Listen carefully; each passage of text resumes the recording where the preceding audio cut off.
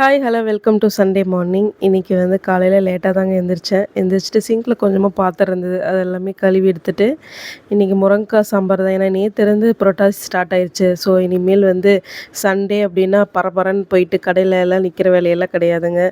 எப்பவும் போல் சாம்பார் அடுப்பில் வேக போட வேண்டியதான், காய்கறி கட் பண்ண வேண்டியதா, சாம்பாரை செய்ய வேண்டியதா அப்படிங்கிற மாதிரி ஆயிடுச்சு.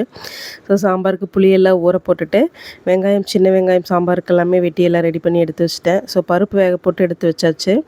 அதுக்கப்புறம் சாப்பாடும் அடுப்பில் வச்சு விட்டுட்டு தக்காளி எல்லாமே கட் பண்ணி எல்லாம் வச்சுட்டு முருங்கைக்காய் ஒரு 3 முருங்கைக்காய் இருந்தது, கூட ஒரு 2 ஒரு 4, 5 கத்திரிக்காய் போட்டுட்டு ஒரு 2 உருளைக்கிழங்கு அளவாக போட்டு சாம்பார் வச்சிடலாம் அப்படின்ட்டு.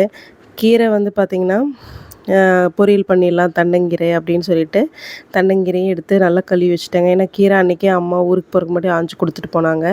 ஸோ வந்து எல்லாமே வெங்காயம் எல்லாம் போட்டுட்டு எல்லாம் வதக்கி விட்டாச்சுங்க. வதக்கி விட்டுட்டு மிளகாத்தூள், சாம்பார் தூள், அதுக்கப்புறம் மல்லித்தூள் எல்லாமே போட்டு நல்லா உப்பு சேர்த்து நல்லா காயை வேக விட்டுறணும் கொஞ்ச நேரத்துக்கு. சரி, அதுக்குள்ளே வந்து நம்ம கீரையை வந்து வதக்கி விட்டுறலான்னு சொல்லிட்டு கூடவே வந்து வரமிளகா சேர்த்திக்கணும். கீரைக்கு எப்பவுமே பச்சை மிளகா போட்டோம் அப்படின்னா வந்து கலர் இருக்கும், அப்படியே நம்ம சாப்பிட்ருவோம். அதனால் வந்து வரமிளகா போட்டு சின்ன வெங்காயம் போட்டு கீரையும் நல்லா வதக்கி விட்டுட்டேன். தண்டங்கீரை அப்படின்னால ரொம்ப தண்ணி விடும். ஸோ அது வந்து பார்த்திங்கன்னா வந்து அதை வந்து ஓரமாக அப்படியே சன்னமாக வச்சு விட்டுட்டேன். அது பாட்டுக்கு தண்ணி விட்டுட்டு அப்படியே ட்ரை ஆகட்டும் அப்படின்னு சொல்லிட்டு உப்பு சேர்த்து அது பாட்டுக்கு கீரை வெந்துட்டு இருந்ததுங்க. அதுக்குள்ளே பார்த்திங்கன்னா இங்கே சாம்பார் ரெடி ஆயிடுச்சு. ரசத்துக்கு இந்த பொடி பார்த்திங்கன்னா கொள்ளு, பாசிப்பயிறு எல்லாமே போட்டு நானே வீட்டிலே நெரிச்சு வச்சது தான். ஸோ அப்போ என்னென்னா அந்த கொள்ளு பருப்புக்கும் பாசிப்பயிறுக்கும் ஒரு மணம் இருக்கும். ஸோ அது ரசத்து கூட போகும்போது நமக்கு வந்து சளிக்கெல்லாம் ரொம்ப நல்லா இருக்குங்க.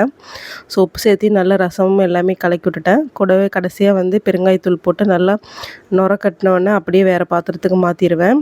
எப்போவுமே பார்த்திங்கன்னா இந்த பருப்பு வேகப்பட்ட குக்கர்லேயே நம்ம வந்து பண்ணும்போது நமக்கு கொஞ்சம் இன்னொரு பாத்திரத்தில் ரசம் வச்சு பாத்திரம் கரெக்டாக இருக்கும். ஸோ சாம்பார், சாப்பாடு, தண்டங்கீரை பொரியல், கூடவே கொய்யாப்பழமெல்லாம் வச்சு அப்படியே சாப்பிட்டுட்டேங்க.